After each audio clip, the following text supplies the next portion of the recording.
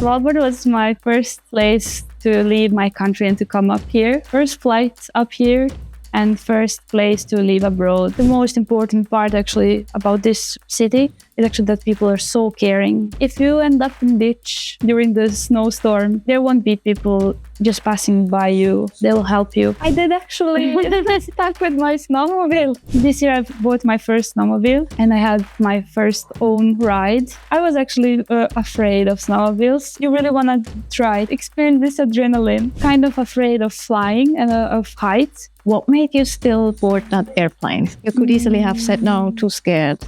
Dream to come up to Svalbard. Svalbard is my place. It's a different world. Right now, this is my happy place.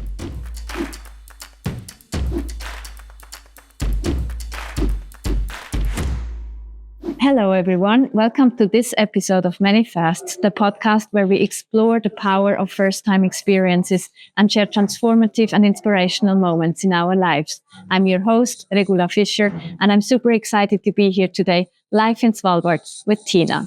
Hello, Tina. Welcome. Hello, Regula. Nice to be here, and thank you so much for your invitation. Yeah, I'm so happy we can have this conversation. I do not really know much about you. We met because I'm at this beautiful lodge here, Funken Lodge, and you work here. And this is basically your break, and you're taking your time to share some of your firsts with us. Yeah. And of course, I'm curious, as I understand now, that Svalbard is this place where many people come from different places and to live here. Svalbard was my first place to leave my country and to come up here. Oh, really? And that was my first place to go abroad, actually. From where you? Yeah, from Bosnia. So that was my first flight up here and first place to live abroad. And I'm still here. So that means you left Bosnia, came here, and since then you've been here. Yeah. So when I turned 19, I was just thinking of what should I do during the summer and so on. And actually, my uncles, they were, as I said previously, they were living up here almost 20 years. So I knew about Svalbard in a way of like, what is the place and so on. And it's always something that triggered me to come up here. And then, yes, I was just 19 years old girl, and I was choosing to come up here on my own, and my uncle was waiting for me, and he helped me to come up here. That was my first flight and first country abroad. So tell us, if you can, first flight. Can you remember how that felt?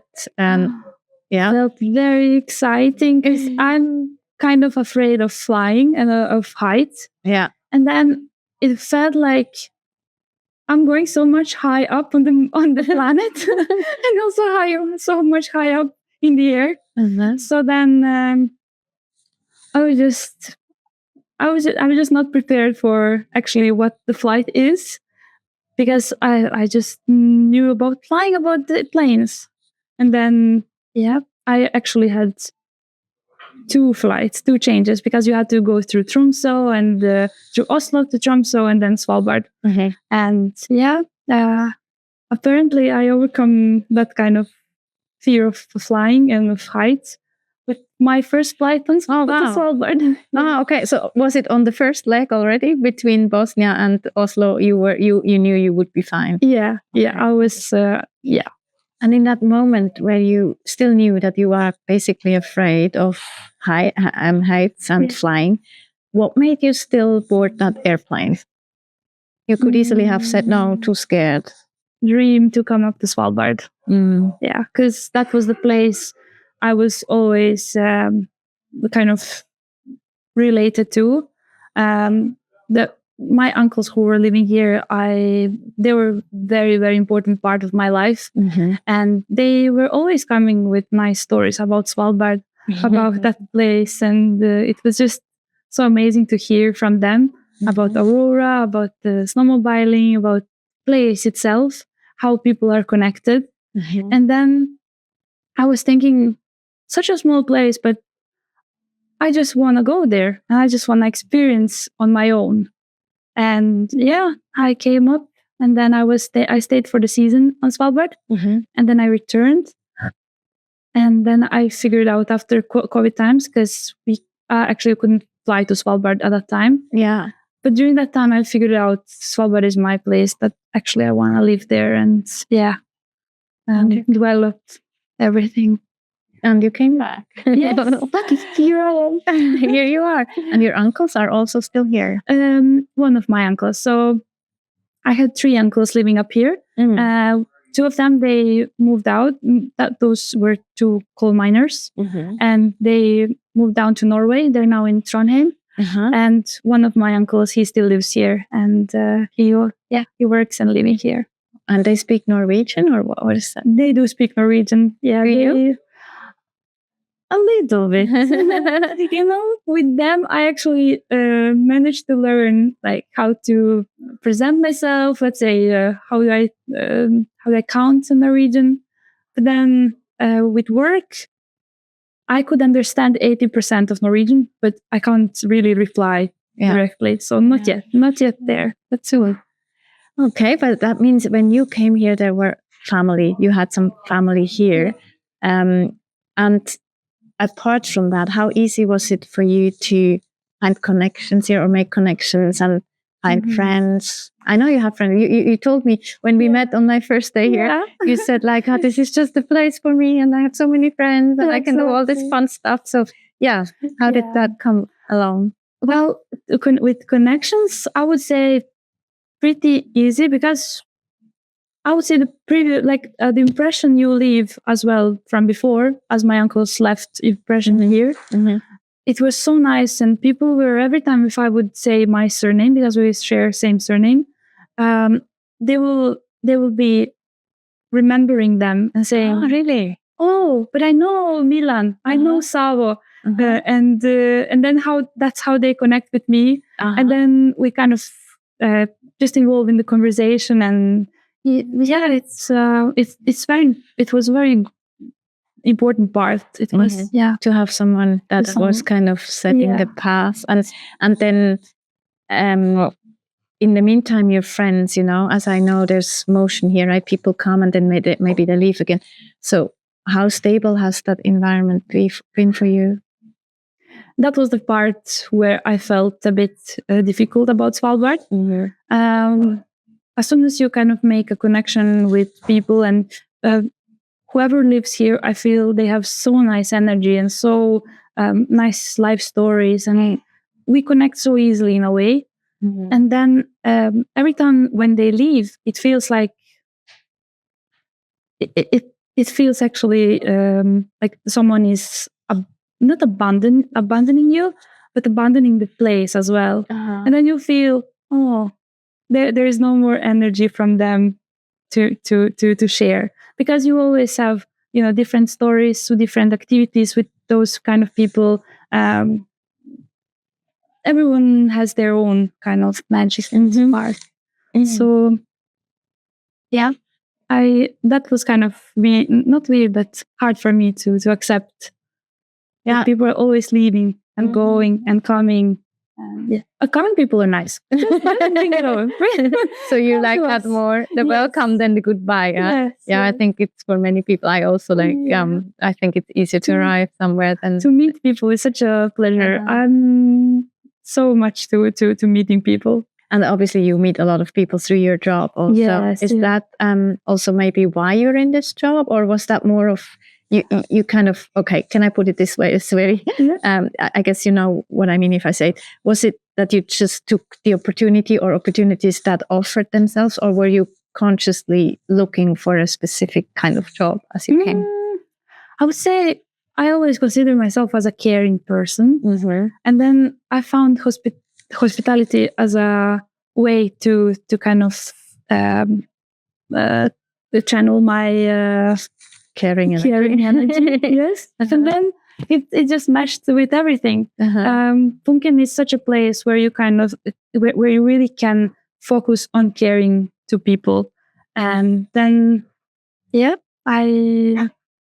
You felt that's a good place for you to be. I also like how you're describing the energy that people bring, and that would be missing if they're gone. And at the same time, you said magic, right? So how can I envision this? Because I know that this place has, I mean, is limitations a good word? I don't think so. But again, I hope you know what I mean. In terms of you cannot go too far, right, before you hit the ocean anywhere, or before you're in a more endangered zone. And there's also the number of people here is not that many, and the options that you get in terms of, for example, shops or so, or planes per day or so. I would say whoever kind of will live here and come up here, they're knowing that they're coming to small city where everyone will know everyone at some point. So you kind of, you don't have to, but it comes naturally that you have to be with like a good person and caring person. And then I think the most important part actually about this city is actually that people are so caring. So if you end up in ditch during the snowstorm, there won't be people just passing by you. Actually, they will be stopping and asking you and helping, or if they can help, they will help you. But not that no one will care. And you feel that's different from where you lived before. I would say so. Yeah, I would say. And did you experience that? Did you land in a ditch in this? You did. I did actually. Stuck with my snowmobile. That is funny story. My friends, if they see this, they will. Of course, they will see it. I hope you will share it. This part probably. But yes, I got stuck with my snowmobile. It was just a lot of snow, and then it was dumb decision to go down the hill. And I was just basically nose down to the snow. And so I never got stuck with snowmobile, and I didn't know what to do actually. And my friend, we were getting ready to have a drive with snowmobile. And then I phoned her. I was like, I got stuck in the snow. What should I do? And she was like, Tina, did you try to dig? And then I was like, okay. And then I felt how it's actually that you have to dig yourself all this snow, and snow is, and it is snowmobile. It runs on the snow, but yes, you need to dig. And then I just started myself. And then suddenly, because it was just right in front of my building, in front of my apartment. And then people would just start to go out, and they're like, oh, what are you doing? And I was like, I got stuck. And they were like, I'm coming up down to help. I was like, and then you say, no, don't worry. No, people worry, people care. And then all of us kind of gather. We try to pull it like this, like on the side, there and there. We managed to get it to some point. And then there was 2 people driving with the car, and we were almost heading my snowmobile down from the snow, from the ditch, or and they still stopped even with the car, and they asked, do you want me to pull with the car? It's not even if there's a lot of people, and if they see they're helping, and if they get idea that they can help, I think people will stop and help us also had that situation. And we managed to get my snowmobile out. But I will never, my friends will never stop talking about this, making fun of it. But stories, right? We all want stories. Yes. That's we like stories. And then I think for me, when as you're sharing that, what comes to my mind is people seem to be ready to stop, to interrupt whatever they're doing, to help, which is maybe sometimes a bit different in bigger cities. I feel there's more rush. When I come here, it feels like there's no real traffic, right? It's just like, and then today, so about the podcast, we had a bit of a delay, and you said this is Svalbard. So is that a thing here? So time is not really. No, time. I would say. You can have a lot of different situations, different time-consuming situations, and you can't control that. You can't. It's time. Time is something, and something is that you can actually control. And then you just let it be. If it's like this, like time consume as it is, and everything will come naturally. And that's probably also because nature is so close, right? You just don't know when what will happen. Exactly. You don't know when you will, even let's say when the guests are asking, of course, we're all curious about polar bears. Yeah. When we will see them. But you won't see them at 8 o'clock. Then this is later. No, they will appear when they want. When it's the right time. The right time. Is that something that was a new experience for you also? Or of the like this way of not being so connected to time or not so controlling in that sense? Yeah, that's I think in the bigger cities or even in my place, everything is tempted. Buses on this time. This starts with everything is kind of like scheduled and and here it's just how it happens. So I would say just follow the flow, go with the flow, and then everything will. And then the magic happens. So let's talk about magic, because you mentioned it before already. You said that, I think the day we met, that it's just a magical place. Place. It is. Can you describe what the magic is for you here? Yeah, magical. So Svalbard itself, for me, it's a different world. People who I met here, the energy I felt in this place, and situation that occurred, right? It felt like teaching you something, and everything felt like I would say how it's supposed to be, how it's supposed to do, or and. Well, no, actually, I didn't want to say this. No, what did you want to say?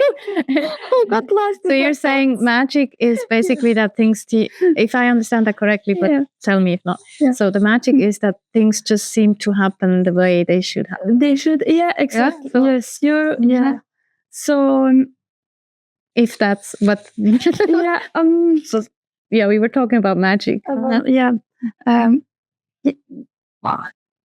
I would,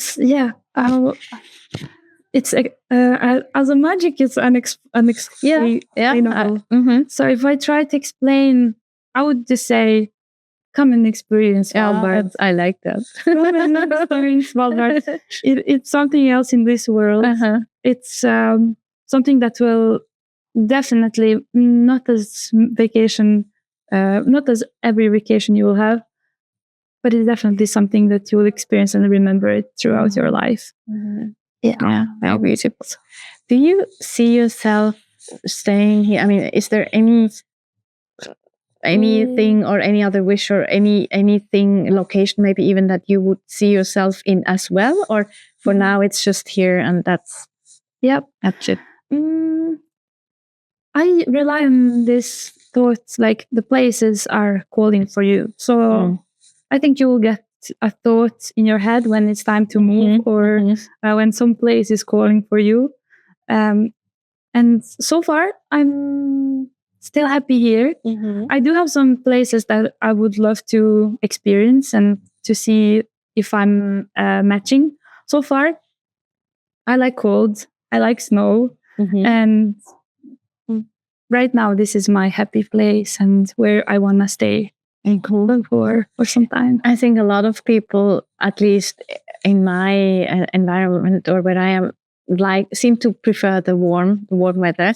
And where you grew up, is it rather warm or also maybe cold? Or it's like it's normal. So basically, if it's summer, it's summer. If it's autumn, it's autumn. If it's winter, very nice winters with snow. And even in Bosnia, I always preferred to winter. Okay. And do you know what it is about the cold that you like?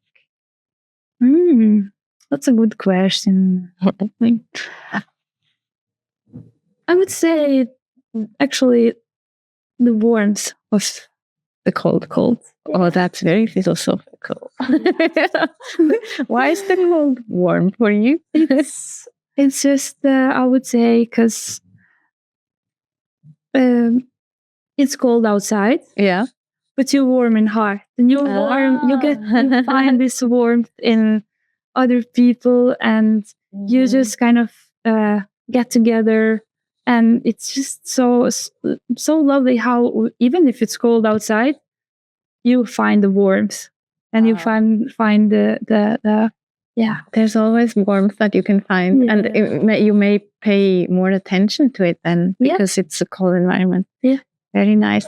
Now with snowmobiling, or let's say free time, because I think I mentioned before briefly that I believe there's maybe not so many options here, but that may just be my narrow-minded view on it. Yeah. I think you told me you do like crazy stuff with your snowmobile. I love snowmobiles. Can you share about why do you love them? What do you do with them? It's so fun. I was actually afraid of snowmobiles 2 past years. It was just for me, it was big machine that kind of you don't know actually what are you doing with, and I was just unsure about it. And then I tried to break my fear again about snowmobiles, and then I said I'll buy my snowmobile and I will ride it, and then I'll see how it actually feels like. So this year I've bought my first snowmobile, and I had my first own ride. And I love it. I see you right. I love it because every time when I see people like doing it on the videos, you really want to try it. You really want to do it. You really want to experience this adrenaline, and it is actually adrenaline, and it drives you super nice. When the skis are going through the snow, and then you're just trying to maneuver in your own way and try to do some tricks or even seeing someone doing those tricks. It's so magnificent in real life, and it's super nice. And with tricks you mean like pulling it up in the front and or standing up and putting one leg out? My friends, they're doing crazy stuff. I'm not there yet. Maybe someday. What's crazy, like handstand or? Yeah, they will be doing wheelies, but long wheelies. They will be doing high marking, and then like crazy pirouettes with the snowmobile. Also, now I accomplished the driving on the one ski. So that's fun. Another first, I guess. First. And so I'm working my way up. It's still something to go. Just the beginning. The beginning, the first are the beginning often of something, more meaningful or bigger or more beautiful. But so again, you overcame a fear, and this time you kind of did it by buying. So you kind of forced yourself. But once you started riding, was the fear again gone very quickly? Yeah, it was actually gone quite quick because you have your own thing, and it's just to kind of drive it and to maneuver it. So it's on you, it's yours. Just do it, do the best as you can with it. And so very nice. I had many trips. Also, like snowmobile takes you to cabins where you meet up with your friends, where you have a nice time. So it's not just being also tricks and playful, but also sharing some moments with friends and going on a cabin trips and different landscapes and everything. So you would be staying cabins is somewhere out there and beyond the zone that you would normally go and stay there for a weekend or for a weekend or even evening. Sometimes we just, because the company itself, you have their own cabin that is just 20 minutes outside of the town. Yeah. So sometimes we just go there for evening and have a nice cozy evening together with friends, chatting and catching up what has been doing and so on. Yeah, it sounds like life here is a lot about connecting with people, right? Yes. For you also professionally, obviously. And even that is probably for most people here. Yeah, I guess you felt with me when we met together. Yeah. I literally felt you like a friend already. So I like to make people welcomed and my friends. So for me, there is no, I just know this person. You're already my friend. You're already someone who can do some fun stuff with me, or if I can help you, I would help you with anything. And it's always for me, you are already a friend if we met. And what I said to you, and it means so much. And that's what I get. The feeling I get, the energy, as you said it also. It is very interesting. I felt with people that I talked to over the last few days and that also live here, it's really true that I can hardly believe that I would only have met them, that exactly. they were not in my life a few days ago. Exactly. It is very, you can make a friend, a really friend that you can always reach out and say, hello, where are you in this world? Or are you still in Svalbard? And it's just so easy to stay connected with because I guess also people are kind of in the same boat as we would say, right? They're going through a similar experience when they come here. And at the same time, a thought that's coming up for me right now is, can it also be a bit draining or exhausting, because people come from so many different places with so many different backgrounds, and you may often not really know, how to say, what to say or so. Is that something you may sometimes experience as well? Yeah, I did. People are different. People have so many different lives, as you said, different experiences. What I always felt, you always have to care. Just care. Or you don't have to, but it's nice to show care. Then that's how you actually get to know the person, get to know is that the person fitting you, and actually to get the friends and be.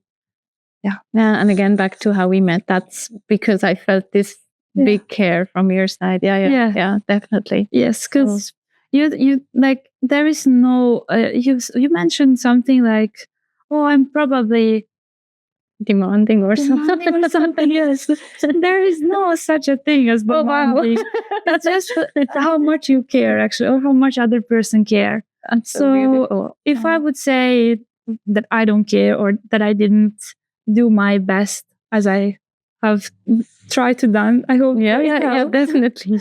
But I think it's all about the care. And it's basically, I think, now listening to you and remembering my situation there, it is about not feeling judged, right? Yes. Which I think a lot of people, I'm in this club, the fear of being judged by others, that's a big topic for me personally, and something I've been working on. So it's very refreshing if I'm with someone, for me, that where there's none of that, it's very, very beautiful.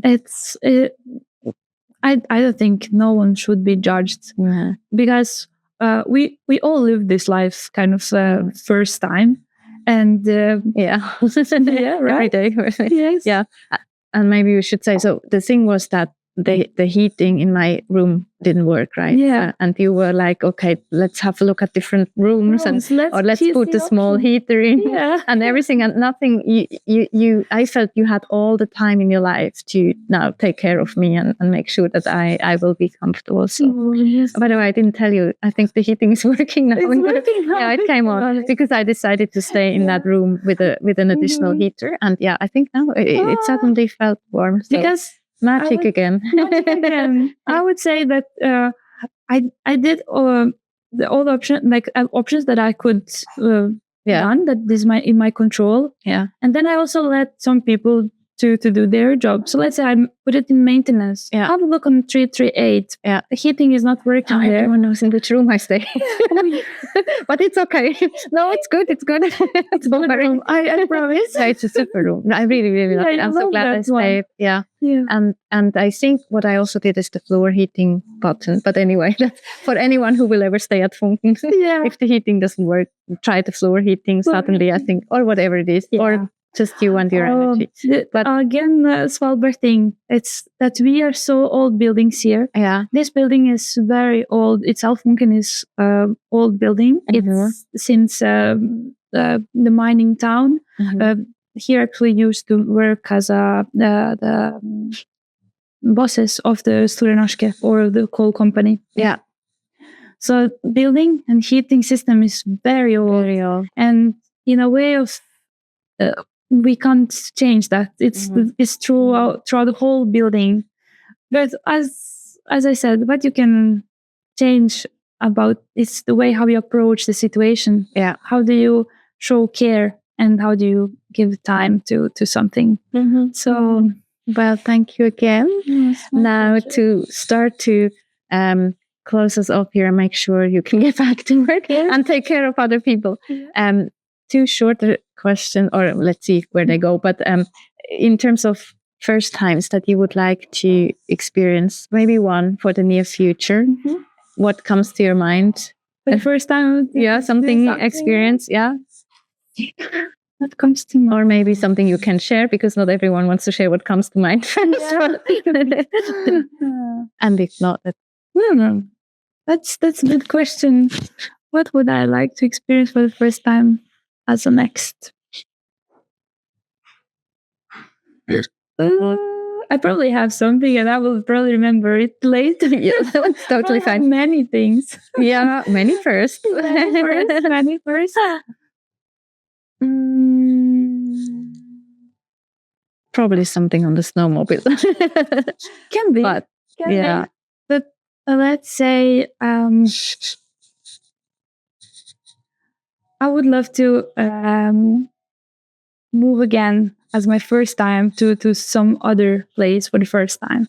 So not to repeat, let's say in Bosnia, to move back to Bosnia. I love Bosnia, but I'm thinking of, again, to experience some other country as a first time. So that will be quite many firsts. Oh, there will be again. If you move, there's definitely anyway many firsts.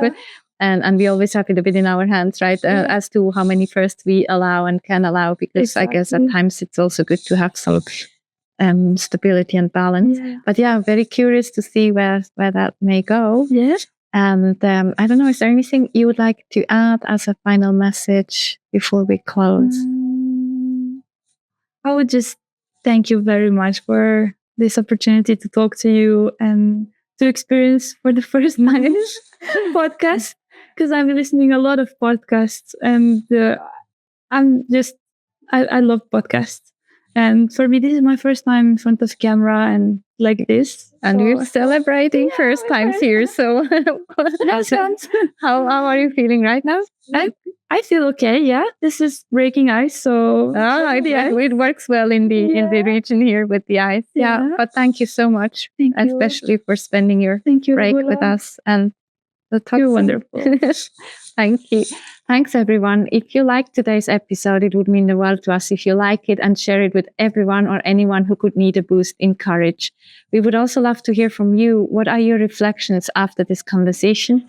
Share them with us in the comments, and let's keep creating powerful fasts and celebrate them together. We'll see you next fast time. Until then, much love and courage. Ciao.